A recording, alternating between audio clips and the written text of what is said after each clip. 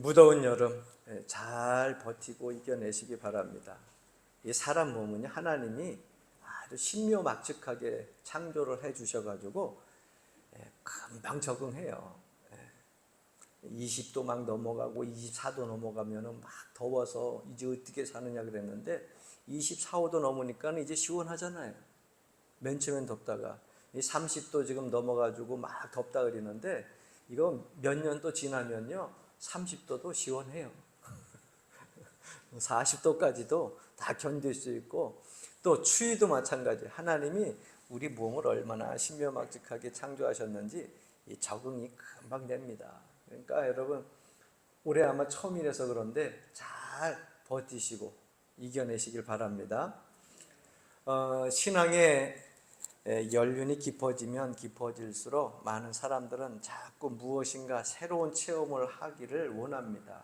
그래서 신앙 연륜이 오래된 사람들이 더 깊은 체험을 하기를 원하고, 또 갑자기 그냥 내 마음에 확 어떤 변화가 일어나는 불같은 그러한 성령의 은혜의 체험을 사모하기도 합니다. 그리고 사실 보게 되면 우리가 신앙생활하는 데 있어서 사람마다 다 실제로 하나님의 은혜의 체험을 다 하고 긴 여정을 지금까지 여러분 걸어오지 않았었어요. 다 하나님의 은혜를 체험하고 이곳까지 오게 되었습니다. 근데 문제는 하나님의 사랑과 은혜와 그런 이적과 기적, 그리고 이러한 성령의 은사를 체험함에도 불구하고 믿음의 사람들에게 두 가지 유형의 모습들이 나타납니다.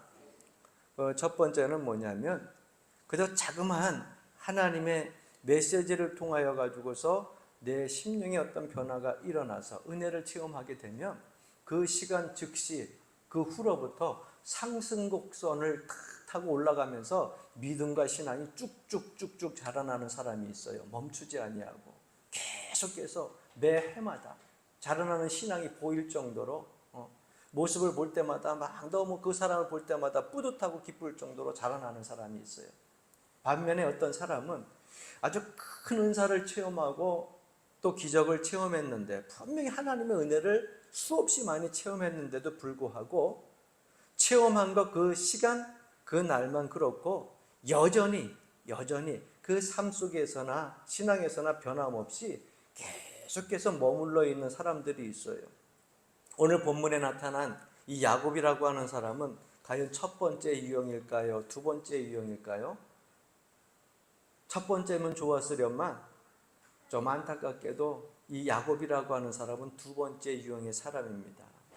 많은 사람들은 과거에 종종 이런 체험을 했다고 자랑합니다. 그러나 여러분, 체험한 것 그거 중요하지만 그것보다 더 중요한 것이 있어요. 그거 자랑해도 지금 현 시점이 중요한 거예요. 이 현 시점이 너무너무 중요합니다. 어떤 사람들은 예수를 믿어도 특별한 경험이 없는데 하나님 말씀을 읽고 자기 마음에 스스로 읽다가 그냥 그것으로 은혜 받고 감동에 대해서 눈물을 흘리는데도 하나님과 깊은 영적인 교제를 계속하면서 믿음과 신앙이 변치 않게 계속 자라나는 사람들이 있어요. 그러니까 체험이라고 하는 것이 있으면 좋지만 꼭 필요한 것은 아닙니다.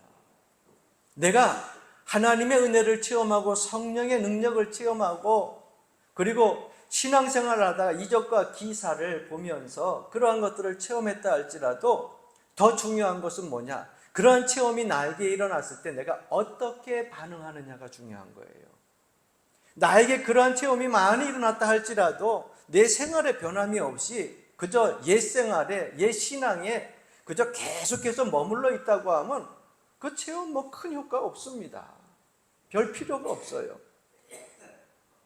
그런 체험을 했을 때에 작은 하나님의 그 음성의 세미한 소리까지도 귀 기울이고 거기에 우리의 삶의 모습들이 변화되어지고 마음의 자세가 변화되어지고 우리의 언어와 행동이 변화되어지면서 믿음생활, 신앙생활하는 것이 하나님 보시기에 기뻐하시는 방향으로 쭉쭉쭉쭉 전진해 나가며 커가는 것, 이것이 필요한 거죠. 그러니까 체험을 하는 것도 중요하지만 더 중요한 것은 뭐냐? 우리의 반응의 모습이에요. 어떤 사람들은 이전에 옛날에 그러면서 자꾸 옛날 얘기를 합니다. 이유가 있어요. 왜 그럴까요? 현재는 그러한 체험들을 못하고 뜨뜻미지근하게 있기 때문에 그래요. 저는 가끔 우리 이제 교회에서 안내위원들 하며 설교 준비를 하다가 안내위원들이 하는 이야기들을 밖에서 이야기하다가 가끔 듣게 되면 그 얘기를 하는데, 이런 거 목사님이 강단에서 얘기한다고 흉보지는 마세요. 왜? 서로 사랑스러운 관계에서 얘기하는 오고 가는 이야기들이에요. 아침에 나갔더니 사진을, 뭐가 옛날 사진이 있었나 봐. 난 어떤 사진인지 못 봤는데 옛날에 젊었을 때의 목도 아주 그냥 기린 목처럼 가느다랗게, 사슴 목처럼 가느다랗고 얼굴도 살도 없고 몸매도 그냥 아주 예쁘게 그렇게 쓸 때 찍은 사진들이 아마 있었나 봐요. 그러니까 젊었을 때 막 찍은 사진이 이때만 해도 젊었는데 요즘에는 사진 찍기 싫다고 막 그러시더라고요. 나이가 들면은 그래요, 다. 사진 찍기 싫은 이유들이 있는데 여러분 여러 장 찍어놔요. 괜찮아요. 제가 보기에는 그때 모습이 예쁜 것처럼 본인이 자랑스럽고 본인이 뿌듯해하지만, 제가 보기엔 지금 그 모든 시대를 다 격변기를 겪고 인내와 믿음으로 여러분이 덕스러운 얼굴로 지금까지 잘 견뎌오신 지금의 모습이 저는 더 아름답고 더 멋있어 보여요. 그래서 목에도 살도 붙고 허리에도 살도 붙고, 그래서 사진 찍기 싫다고 그래서 제가 그랬어요. 그 살이 다 덕살이라고. 목에 붙은 것도 다 덕으로 붙은 살이고 허리에도 붙은 것도 다 덕으로 살고 덕살이라고. 좋은 모습들이니까 괜찮다고. 그래요 여러분. 과거의 모습이 뭐 중요합니까? 과거의 미스 코리아는 안 늙어요? 다 나이가 먹게 되면 주름이 늘고, 그리고 내 몸에 힘도 빠지게 되고 점점점 사람의 몸은요 후패하게 돼 있어요. 그러나 여러분들 속사랑 강건하여서 지금의 모습을 사랑스러워하고, 할렐루야. 그리고 과거에 받은 은혜 갖고서 일평생 써먹으려고 그러지 말고 자랑하면서 지금 뜨뜻미지근한 그런 믿음 갖고 살지 말고, 오늘 이 순간에도 하나님 말씀 듣고 하나님께 주시는 새로운 생명의 은혜를 받으시고 생명수를 마시고 새힘 가지고서 살아갈 수 있게 주의 이름으로 간절히 축원합니다. 오늘이 중요하죠. 오늘이. 야곱이 약복 강가에서요 놀라운 경험을 하지 않습니까? 하나님의 천사와 더불어 씨름하고요. 하나님께서 야곱을 다루사 한도 뼈까지 불어주시지만은 거기에서 그는 큰 축복을 받게 됩니다. 내 이름을 앞으로 야곱이라 하지 말고 이스라엘이라고 해라. 이스라엘. 이름을 사기꾼에서 완전히 하나님의 왕자로 바꿔주셨어요. 그래서 그곳 이름을 분이엘이라 이렇게 얘기를 했는데, 그 장소 분이엘이라고 하는 뜻은 한번 따라해 봅시다. 하나님의 얼굴을 보았다. 하나님을 만났다. 하나님의 얼굴을 보았다. 이것이 분이엘이라고 하는 뜻이거든요. 그래서 그 장소를 분이엘이라고 그랬어요. 하나님을 만나는 축복이 우리 일평생에 몇 번 있겠습니까? 하나님의 음성을 듣는 그 축복이 여러분 매 순간 있으면 얼마나 좋겠어요. 내 믿음 생활하는데 갈등이 없죠. 그러나 하나님의 음성을 듣고 하나님의 얼굴을 면전을 뵙고 하나님을 만나고 은혜를 체험하는 것이요, 그렇게 매일 있는 것이 아니라 간혹 있잖아요. 간혹 우리의 심령에 따라가지고서. 그래서 그것을 하나님을 만났을 때 얼굴을 보았다. 분이엘이라고 하는 장소에서 이스라엘이라고 하는 이름까지 얻었으니 얼마나 큰 축복의 체험을 했습니까? 그런데 그리고 나서 성경을 보니까 10년이 흘렀어요. 이름도 야곱에서 이스라엘로 변했어요. 하나님을 만나고 보았기에 그것을 분이엘이라고 했는데 그의 존재는 아직도 새로워지지 못하고 있습니다. 이것은 우리에게 오늘 소중한 교훈을 주고 있습니다. 우리가 하나님을 만나고 예수 그리스도를 나의 구주로 영접하고 나서 기독교인이 되었어요. 그리스도인이 되었어요. 하나님의 자녀가 되었어요. 그런데 구원받은 백성이 되었음에도 불구하고 우리는 계속 그 자리에 머물러 있습니다. 여러분, 구원받은 백성들에게 있어서 가장 중요한 과제가 뭔지 아십니까? 성화의 길을 걸어가는 거예요. 걸어가는 거. 제자리에 서 있는 것이 아니라 구원받은 백성들은요, 이제 천국이 내 것이다, 주님이 나의 주인이다, 그것으로 끝나는 것이 아니라 그 순간부터 주님이 걸어가신 그 십자가의 길, 부활하신 그 영광의 주님의 뒤를 따라가는 것, 여러분, 그 길을 계속해서 주님 만날 때까지 걸어가는 거예요. 그것이 성화의 길이에요. 그 성화의 길을 계속해서 걸어가야 되는데, 여러분, 거기에는 지름길이 없어요. 세상에 보게 되면 여러분, 지름길 많죠? 일리 가면은 돌아가지만은 지름길이 있는 때가 많지만, 우리가 예수 그리스도에게로 나가는 그 성화의 길은요, 예수님을 쫓아가는 그 길에는 지름길이 없어요. 누구보다 빨리 가고 늦게 가는 지름길이 없어요. 왕도가 없어요. 하나님과의 계속 지속적인 관계, 끊임없는 교제를 통하고 하나님께 드려지는 우리의 신령한 예배를 통해서만 우리가 우리의 삶 속에서 성화되어지는 길을 한 걸음 한 걸음 걸어갈 수 있게 되는 것입니다. 새 이름을 바꾸고 나서도 10년 동안 변화되지 못했던 야곱, 하나님이 오죽 답답했으면 찾아왔겠어요.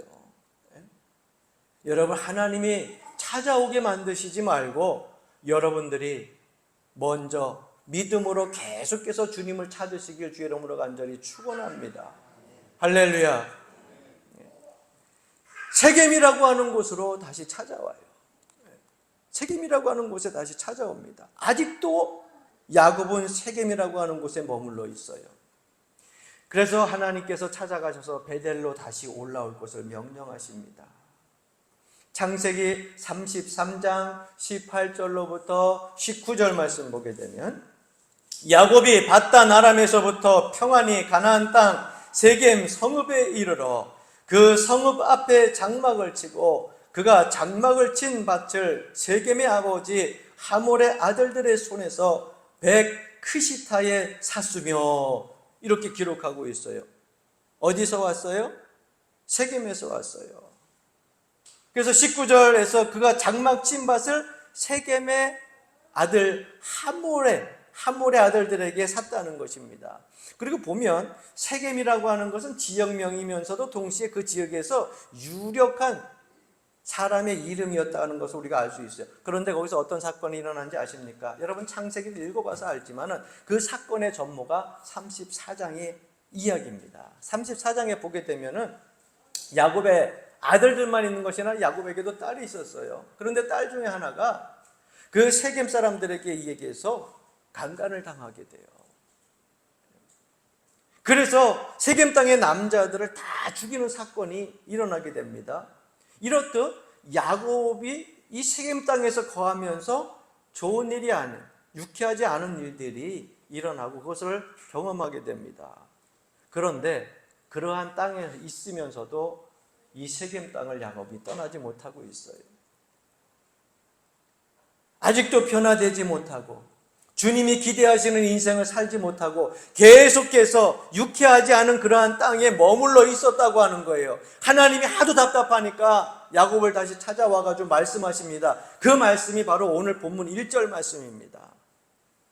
하나님이 야곱에게 이르시되 일어나 베델로 올라가서 거기서 거주하며 네가 내 형 에서의 낯을 피하여 도망하던 때에 네게 나타났던 하나님께 거기서 단을 쌓으라.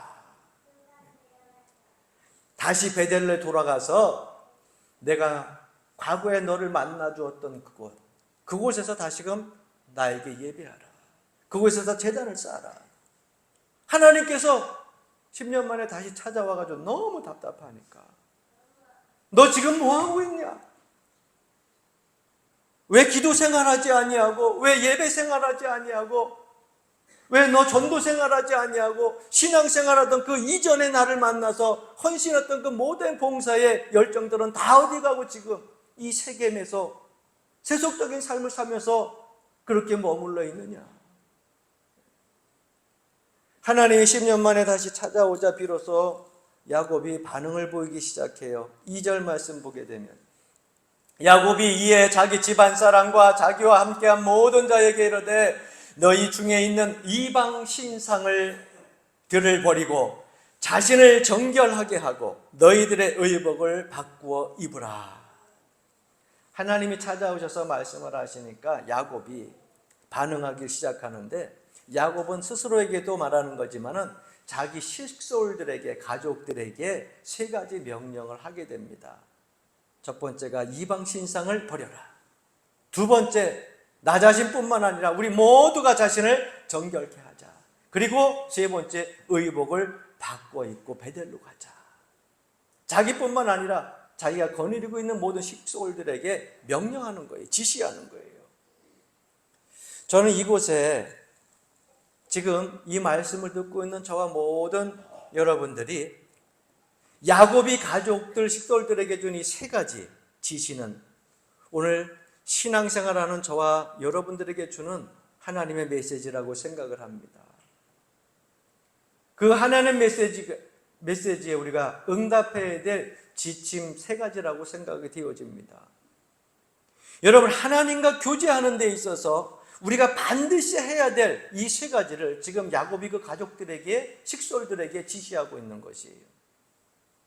여러분, 하나님과 그 사랑의 교제가 회복되어지고 은혜의 관계가 회복되어지길 원합니까? 오늘 전해지는 말씀 이 세 가지를 분명히 기억하십시오. 그 첫 번째는 뭐냐? 드라빔을 포기하십시오. 우상을 버리라는 것입니다.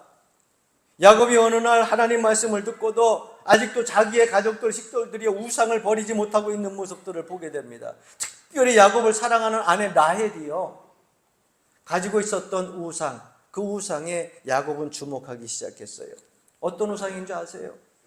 여러분, 성경을 읽어보면 알겠지만 라헬이 야곱과 함께 친정집을 떠날 때, 라반 그 삼촌의 집에서 떠날 때에 친정 아버지의 물건을 하나 슬그머니 슬쩍 도둑질해 가지고 와요. 창세기 31장 19절 말씀에 보게 되면 라반이 양털을 깎으러 갔으므로 라헬은 그의 아버지의 드라빔을 도적질하고, 이렇게 기록하고 있어요. 드라빔이라고 하는 것은 뭐냐? 일종의 그 시대, 고대 시대의 가정 수호신이에요. 수호신. 조그만 인형의 모습으로. 뭐 그것이 이런 모습도 있지만 가정의 수호신으로 그 드라빔을 가정에다 냅두면은 그 수호신의, 가정 수호신이 자기네들의 가정을 지켜준다. 그런 신앙을 가지고 있었어요. 그래서 우상 같은 그런 드라빔을 가지고 있었는데 아마 그것을 보면서 라헬도 좋았고, 아버지가 매일 좀 모시는 것을 보면서 좋았고, 야곱도 신앙생활하는 사람임에도 불구하고 보니까 라반이 집이 잘 되거든요. 그걸 보면서 저게 또 뭔가 그래도 좋은가 보다 하고 관심을 가지고 있었는데, 아버지가 어느 날 양 치러 나갔을 때에 슬그머니 라헬, 이 딸이 자기 아버지 것을 훔쳐가지고 떠나올 때 그것을 자기네 가정, 야곱과 결혼했으니까 잘 되기 위해서 그것을 가지고 온 거예요.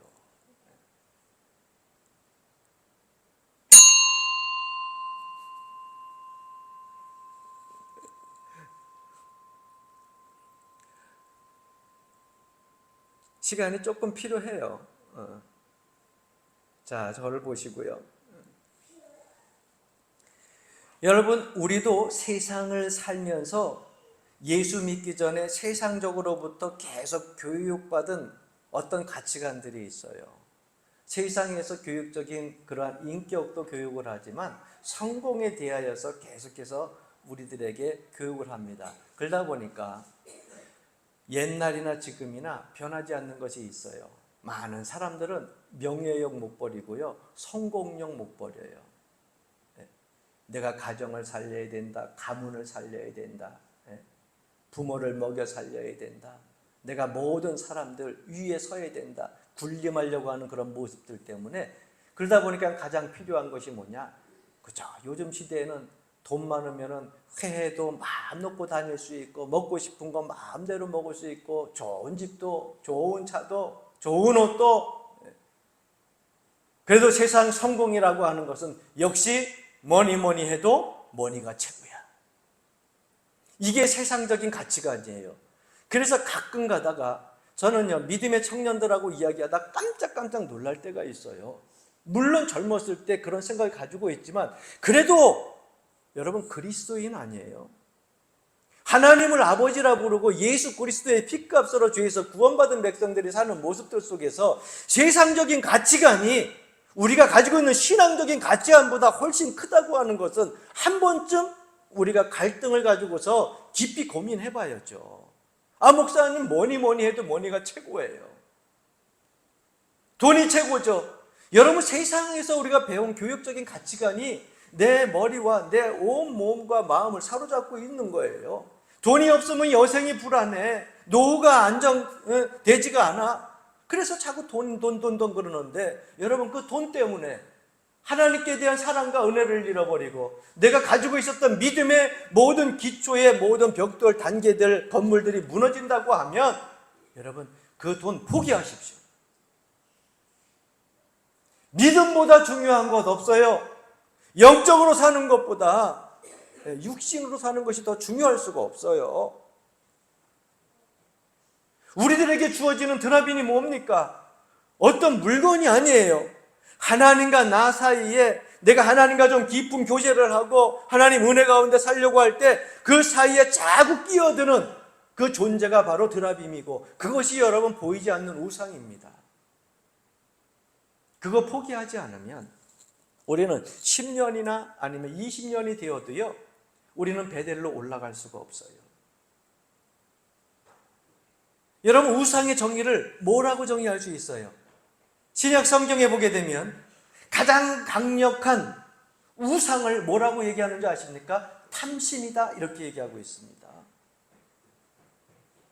나는 하나님 섬겨. 우리는 말로 아주 절실하게 다 그렇게 얘기를 합니다. 그런데 그 사람 삶 속에 깊이 들어가 보게 되면 말로는 다른 사람들이 나한테 신앙인인데 뭐라고 할까봐, 난 믿음 없는 사람이라고 할까봐, 아니라고, 난 하나님 사랑한다고. 그런데 그 마음 깊은 속에는 뭐냐? 하나님보다 뭐니야. 하나님보다 탐심이 먼저야. 자기의 욕망이 먼저예요. 그래서 골로새서 3장 5절 말씀에 보게 되면 한번 따라해 봅시다. 탐심은 우상숭배. 탐심은 우상숭배라고 말씀하고 있잖아요. 내가 어떤 것에 욕심을 갖게 되고 내 생각과 사고를 지배받게 되고 내 마음의 모든 존재까지도 다 빼앗기게 되면 여러분, 그게 우상이에요. 그게 드라빔이에요. 그래서 신약 성경에 보게 되면 하나님과의 교제의 중요성을 강조하고 있는 책이 있습니다. 신약 27권 중에 요한일서가 바로 그러한 서신이에요. 요한일서 1장 1절부터 3절 말씀에 보게 되면 태초부터 있는 생명의 말씀에 관하여는 우리가 들은 바요, 눈으로 본 바요, 자세히 보고 우리의 손으로 만진 바라. 이 생명이 나타내신 바 된지라. 이 영원한 생명을 우리가 보았고 증언하여 너희에게 전하노니 이는 아버지와 함께 계시다가 우리에게 나타내신 바 된 이시라. 우리가 보고 들은 바를 너희에게도 전함은 너희로 우리와 사귐이 있게 하려 함이니 우리의 사귐은 아버지와 그의 아들 예수 그리스도와 더불어 누림이라. 아직 변화되지 못하고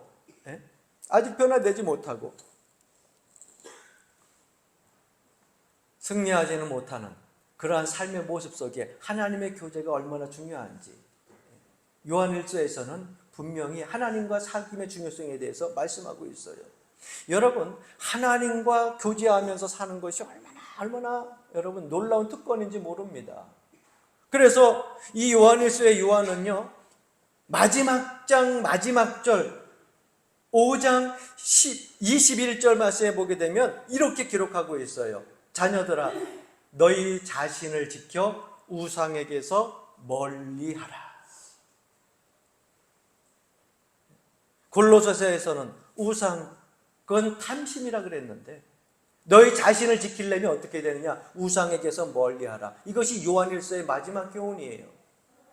하나님을 섬기면서 믿음 안에서 교제하고 은혜 안에서 하나님의 그 크신 사랑을 누리면서 살려고 한다고 하면 여러분, 드라빔을 포기하십시오.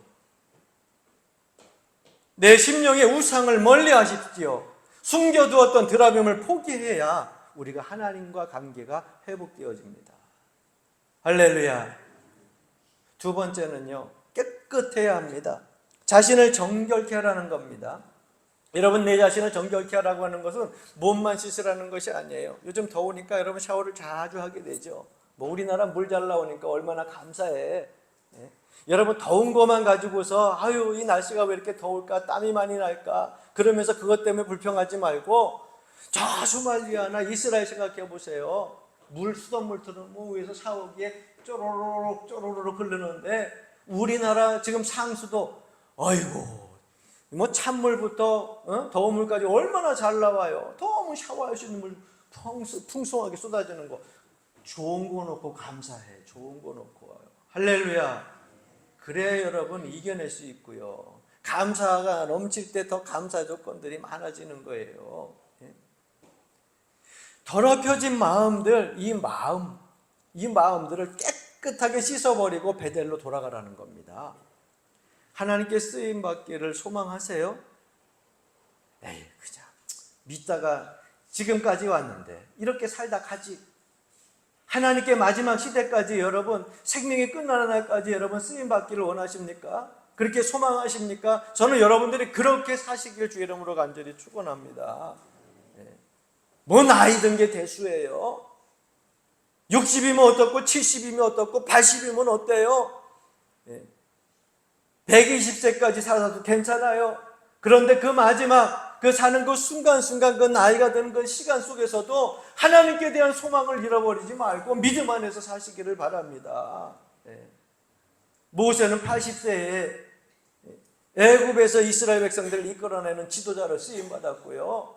갈렙은요 80세가 되어가지고 다들 뒤로 물러나려고 하는 그 자리에 그에게 약속한 헤브론 땅을 나에게 달라고 하면서 칼을 들고 먼저 앞장서가지고 하나님께서 나에게 주신 약속 땅 후손들에게 물려줄 수 없다. 내가 먼저 앞장서가지고 그 땅을 취하겠다고 앞장서가지고 올라가잖아요. 그러한 소망이 그래도 있어야 되지 않겠어요? 할렐루야.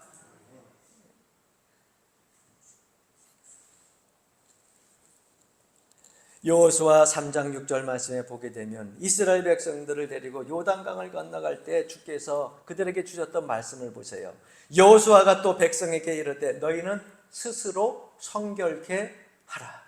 내일 너희 가운데서 기사를 행하시리라. 하나님이 어떤 기사를 행하시기 전에 은혜를 주시기 전에 항상 먼저 조건부 하나를 거는 게 있어요. 그것이 뭐냐? 성결케 하라. 깨끗게 하라. 여러분 기적과 같이 내가 하나님 은혜 가운데 소망 가운데 쓰임받기를 원하십니까? 깨끗하십시오. 하나님 앞에 성결하십시오. 그러면 쓰임받아요. 우리들이 알고 있는 수많은 성자들 그들에게 있어서 공통점이 뭔지 아십니까? 여러분 알고 있는 성 어거스틴, 성 프란체스코, 성 다니엘 앞에 그 성이라고 하는 성자 세인트라고 하는 그 성자라고 하는 그 별명이 붙잖아요. 그 사람들의 공통점은 뭔지 아세요? 하나님 앞에 모든 것들을 과거의 모든 것들을 다 청산하고 철저히 눈물로 회개해서 깨끗해진 그러한 사람들이에요.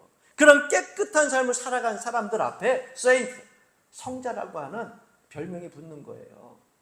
하나님 앞에 쓰임받기 원하시면 여러분 스스로 먼저 성결케 하고 깨끗하기를 바랍니다. 세상적인 욕심에 치우치지 말고요. 그래서 사도 바울은 디모데후서 2장 21절에도 이렇게 부탁의 말씀을 우리에게 전합니다. 그러므로 누구든지 이런 것에서 자기를 깨끗하게 하면 귀히 쓰이는 그릇이 되어 거룩하고 주인의 쓰심에 합당하며. 할렐루야.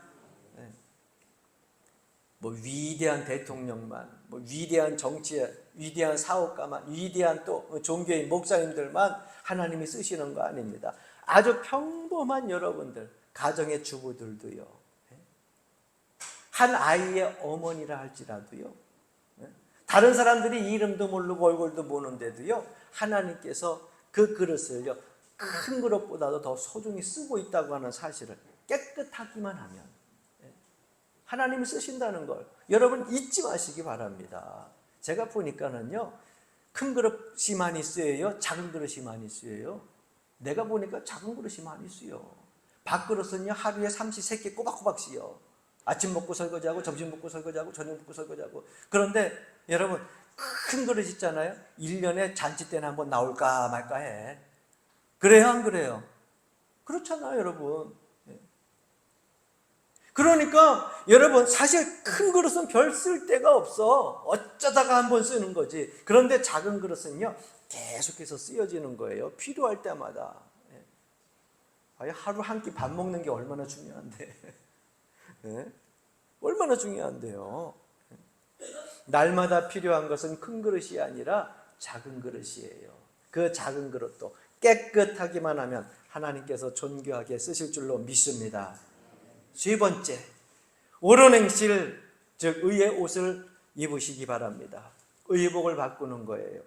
새로운 의복을 입어야 됩니다. 여러분 주일날 되면은 여러분 주일날 딱 거울 앞에 서가지고 여러분 평일날도 뭐 예쁘게 입지만 주일날 오게 되면 주일날 입는 옷들이 따로 있잖아요. 더 예쁘게 누구에게 보이려고? 이 목사한테 보이려고요? 다 예쁘니까 여러분 하나님 앞에 단정한 모습, 아름다운 모습 보이려고요. 그래서 주일날 여러분 저도 뭐 여러분들한테 잘 보이려고 뭐 이렇게 양복 예쁜 거, 양복 중에서 제일 예쁜 거, 잘 어울리는 거 그렇게 입고 나와서 서는 줄 아세요? 하나님 앞에 잘 보이려고. 이 옷을 입게 되면은요, 내 언어가 그리고 내 행동이요, 항상 생각을 하게 돼요. 그렇잖아요. 여러분 로만 칼라 맨날 할 수 없어요. 이 로만 칼라도 주일날 하나 앞에 예배할 때 여러분 아마 그렇게 보고 새벽에 여러분 나와서 설교할 때 그때 보고 로만 콜라 뭐 운동할 때 이러고 나가서 운동합니까? 아니거든요. 의복을 바꾸라고 하는 것은 뭐냐? 새로운 의복은요, 새로운 라이프 스타일을 가지라는 겁니다. 군인들이 평상시에 모르는데 군복을 입으면 군인 같잖아요. 경찰들이요, 경찰들이 평범한 옷을 입을 때 모르는데 경찰복을 입으면 경찰관답잖아요. 이 체육센터에 보면 여기 이제 파출소에서 일하시는 분들도 나와서 운동을 하는데 그때는 다 뭐 그냥 반바지에다가 위에 티 하나 입고 나서 뭐 다 배드민턴 치고 탁구 치니까는 그분이 경찰서에 있는지 아닌지 몰라요. 근데 본인들이 이야기를 하니까 나는 가서 먼저 이야기하고 교회 목사라고 얘기하면 그 사람 자기 경찰서에서 근무하고 있다고, 나는 뭐 여기 저 건축하는 데 근무하고 있다고 얘기하니까. 그런데 그때는요, 운동할 때는요, 경찰 같지 않아. 웃었다, 짜증도 냈다가 막 혼자 자신이 안 대목을. 그런데 경찰복을 입으면 경찰답잖아요. 그러니까 의복이라고 하는 것이요, 상당히 중요합니다. 운동복 입으면 운동하고 싶죠. 그래서 옛날 어른들이 늘 하던 얘기들이 있어요. 뭐라 그랬어요? 옷이 날개다. 옷이 날개다. 그런데 우리는 그리스도인으로서 그리스도의 옷을 입었음에도 불구하고 하나님의 백성으로서 옛 옷을 벗어버리고 하나님의 자녀의 옷을 입었으면서도 불구하고 우리는 세상을 살면서 때때로 여러 벌의 옷을 준비하고 있다가 교회에 올 때만 그 옷 딱 입고 평일날은 우리의 모든 옷을 싹 갈아입습니다. 여러분, 겉으로 보이는 옷만 갈아입는 것이 아니라 여러분들의 마음의 옷을 갈아입는다는 거예요. 교회 올 때만 그리스도인이고 주일날 하나님 앞에 예배할 때만 그리스도인이고 밖에 나가서는 세상 사람들과 더불어 같이 사는데 그리스도인의 향기가, 냄새가 전혀 풍기지 않는 그러한 삶을 사는 옛 사람의 그 모습을 그대로 가지고 살고 있다는 거죠. 그래서 여러 벌의 옷이 있어요. 욕할 때는 욕할 때 입는 옷, 싸울 때는 싸울 때 입는 옷, 다른 사람들에게 막 흉악한 얼굴로 가지고 화를 낼 때는 흉악한 얼굴을 입는 옷, 그 여러 벌의 옷을 가지고 있다가 언제든지 그 옷을 내 마음대로, 내 생각나는 대로 그때마다 갈아입어요. 따라해 보시겠습니까? 우리 그리스도인들은 오직 한 가지 옷만 필요하다. 여러 벌 갈아입지 마세요. 그리스도인은요, 한 가지 옷만 필요한데요. 영적으로 입어야 될 옷. 성경 요한계시록 19장 7절로부터 8절 말씀 보게 되면 이렇게 기록하고 있습니다. 우리가 즐거워하고 크게 기뻐하며 그에게 영광을 돌리세. 어린 양의 혼인 기약에 이르렀고 그 아내가 자신을 준비하였으므로 그에게 빛나고 깨끗한 세마포 옷을 입도록 허락하셨으니 이 세마포 옷은, 따라합시다, 성도들의 옳은 행실 이로다 하더라. 주님께서 우리를 위해서 준비하신 그 세마포, 신세마포. 그 세마포가 뭐냐? 우리 성도들의 옳은 행실. 주님께서 우리를 신부로 맞이할 때 천상에서 주님께 영광을 돌릴 때 입을 옷은요, 딱 그 한 가지예요. 한 가지. 야복강의 나루토에서 이스라엘이라고 야곱의 이름이 바뀌었어요. 그런데 하도 그 하는 행동과 삶의 모습이요, 이름이 바뀐 이스라엘 같이 행동하지 않으니까 하나님이요, 다시 10년 후에 찾아올 때까지 야곱 이름을요, 이스라엘이라고 부르지 않았어요. 왜? 이스라엘이라고 바꿔줬는데 행동은 옛날 그대로 야곱같이 행동하니까 이스라엘이라고 부르주지 않았어요. 그래서 다시금 야곱이 찾아온 하나님께 반응을 하면서 세 가지 결단을 하잖아요. 가족들에게 명령하고 지시하잖아요. 우상을 버리자, 우리 자신들을 정결케 하자, 새로운 의복을 입고 다시 하나님을 만났던, 은혜 받았던 그 베델의 자리로 올라가자. 그 베델의 자리로 올라온 순간 하나님께서는 바꿔줬던 그 야곱의 이름, 그때서야 이스라엘로 불러주십니다. 여러분, 그리스도인이 되었음에도 불구하고 아직도 옛 옷을 입고 옛날의 이름으로 불려지고 살고 있습니까? 회개하고 주님 앞에 정결한 옷을 입고 돌아설 때야 우리 하나님께서 나의 사랑스러운 자녀라, 나의 사랑스러운 성도들아, 그렇게 불러주시는 겁니다. 야곱이 세겜에서 베델로 올라오기까지 걸린 시간이 몇 년인 줄 아세요? 10년이에요. 10년. 10년이면 강산도 변한다고 하는데 세겜에서 베델까지 거리가 얼마나 되는 줄 아세요? 50km밖에 안 돼. 50km면 여러분 차로 1시간도 안 걸리는 거리야. 그런데 그 세겜에서 베델까지 가는데 야곱이요, 10년이 걸렸어요. 10년이. 여러분, 우리가 예수 믿고 성도다운 그러한 사람으로 살아가는 그 인생의 날들이 앞으로 얼마나 더 걸려야 될까요? 저는 여러분들의 이 성도다운 삶의, 그러한 삶의 믿음의 그 거리가 될 수 있으면 야곱과 같이 길지 않았으면 좋겠습니다. 50km밖에 안 되는 거리, 1시간이면 갈 수 있는 거리, 그걸 뭘 10년씩이나 하나님을 기다리게 합니까? 오늘 이 시간 이후로 하나님이 인정하시고 기뻐하는 그 믿음의 자리로 당장 올라가서 하나님의 영광을 드러낼 수 있는 삶을 사시기를 주의 이름으로 간절히 축원합니다.